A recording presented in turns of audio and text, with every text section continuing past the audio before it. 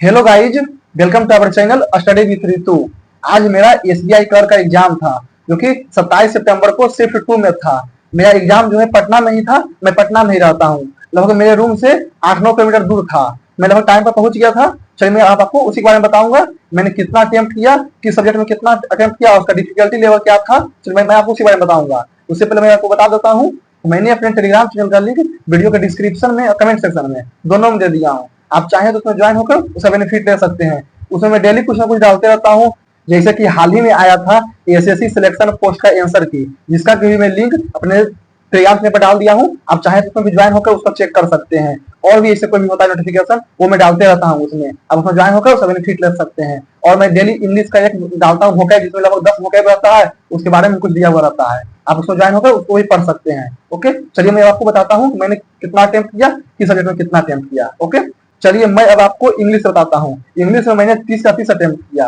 उसमें लगभग इंग्लिश में जो क्वेश्चन पूछ रहा था कंफ्यूजिंग क्वेश्चन था। उसमें एक पैसेज था जो कि दिया हुआ था कि दो गो शेफ है, वो थाली ए और थाली बी, दो उनकी परस्ता है, उसी के रिलेटेड दिया हुआ था। उसी में बहुत लगभग 8 से 10 क्वेश्चन था उसमें। उसमें दो क्वेश्चन ऐसा था कि 3 को दे दिया स्टेटमेंट, तो पूछ रहा था कि ए सही होगा, ए बी सही होगा, ए सी सही होगा, ऐसा करके 2 क्वेश्चन दिया हुआ था। उसमें 2 या 3 क्वेश्चन साइनोनिम भी था और भी उससे रिलेटेड कोई क्वेश्चन था, लेकिन थोड़ा सा लेंदी था, उसका टाइम टेकिंग था। और उसमें लगभग 3 को पिकारेस पूछा था। उसमें मुझे 2 तो इजी लगा, एक में थोड़ा सा कंफ्यूजन है। 2 तो मेरे बनाया लगभग सही है, एक में थोड़ा कंफ्यूजन है। और उसमें पूछा था कि ऐसा पूछ रहा था कि एक दिया हुआ था बोल्ड लेटर करके दिया हुआ था। उसमें कह रहा था कि आप इसका कोई मीनिंगफुल वर्ड निकालिए। उसमें 5 को दिया हुआ था, उसी से मीनिंगफुल वर्ड निकालने पूछ रहा था। और लगभग 3 से 4 था इधर कॉमन इधर भी, तो कॉमन इधर तो एकदम इजी ही था। और 2 से 3 क्वेश्चन था वो कि जो था रिप्लेस करने के लिए, लेकिन ए बी सी डी करके 4 को दिया हुआ था। आप उसको रिप्लेस करके वर्ड को मीनिंगफुल बनाइए। ये लगभग 2 से 3 क्वेश्चन पूछा हुआ था। और मेरे में इसे पिक्वायर्स में ऐसे पूछ देता है कि एक दे देगा पिक्वायर्स, उसको पूछेगा कि आप उसको अच्छी रीअरेंज कर दीजिए, फर्स्ट लेटर कौन होगा, सेकंड लेटर कौन होगा, थर्ड लेटर कौन होगा। ऐसे मेरे में नहीं पूछा था। मेरे में केवल 3 क्वेश्चन पूछा था, तीनों का सिंगल सिंगल पूछ रहा था उसी का आंसर। ओके, चलिए मैं आपको बताता हूँ मैथ के बारे में। मैथ में मैंने 34 अटेम्प्ट किया। मेरे हिसाब से मैथ बोल सकते था इजी था। उसमें लगभग 12 से 13 वो दिया हुआ था कैलकुलेशन बेस्ड। इसमें दिया हुआ था कि किसी का स्क्वायर जगह ऐड कर दिया था, अंडर रूट करके दिया हुआ था। ऐसे लगभग 12 से 13 क्वेश्चन दिया हुआ था। उसके बाद एक उसमें था बोट एंड स्ट्रीम का क्वेश्चन दिया हुआ था कि एक है कि कुछ आ रहा है, कुछ जा रहा है और 2 घंटा टाइम लग रहा है। उसमें पूछ रहा था कि अति निकाल दीजिए, इसका बोट का स्पीड निकाल दीजिए स्पीड वाटर में। एक ये था। और एक शायद पूछा हुआ था ज्योमेट्री का क्वेश्चन था, जो था कि लेंथ दिया हुआ था और दिया हुआ था पेरीमीटर, दोनों का रेशियो दिया हुआ था। पूछ रहा था लेंथ और ब्रेथ का रेशियो क्या होगा, जिसका मैंने 2:1 मारा, शायद इसका वही आंसर होगा। और इसमें 1 से 2 क्वेश्चन था सिंपल इंटरेस्ट का था। और इसमें लगभग 5-5 क्वेश्चन करके 2 था टेबल दिया हुआ था। टेबल दिया हुआ था, उसमें दिया हुआ था कि ए और बी है, स्टूडेंट है, लेबर है और सेक्टर दिया हुआ था। उससे रिलेटेड 5 क्वेश्चन पूछा हुआ था। और एक और दिया हुआ था, टेबल ही दिया हुआ था, उससे रिलेटेड भी 5 क्वेश्चन पूछा हुआ, 5 या 6 क्वेश्चन पूछा हुआ था।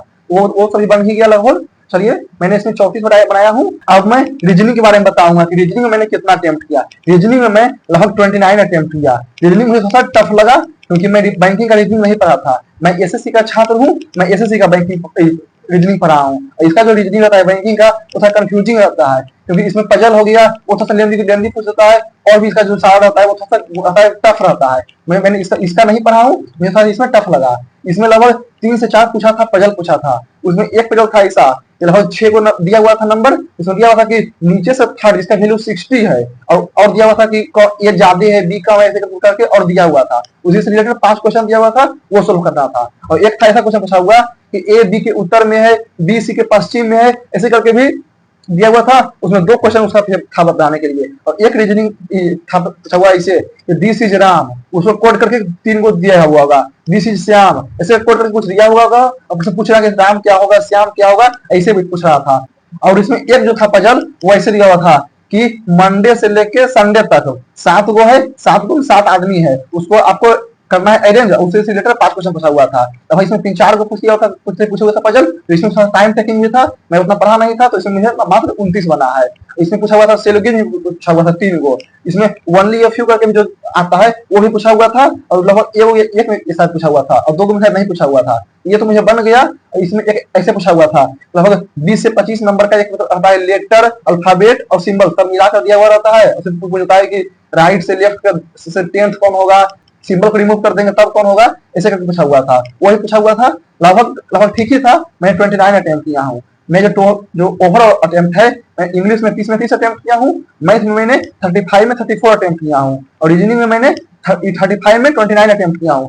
टोटल मैंने तो 93 अटेम्प्ट किया हूँ। एक छोड़ा हूँ मैथ में, और छह शायद छूटा है अथी में, रीजनिंग में, और 7 छूटा है। मुझे इसमें लग रहा है कि प्रीलिम्स इसका निकल ही जाना चाहिए, क्योंकि मैंने बिहार से भरा हूँ, इसका लगभग 50 के आसपास कट ऑफ जाता है। मुझे इसका तो हो ही जाना चाहिए।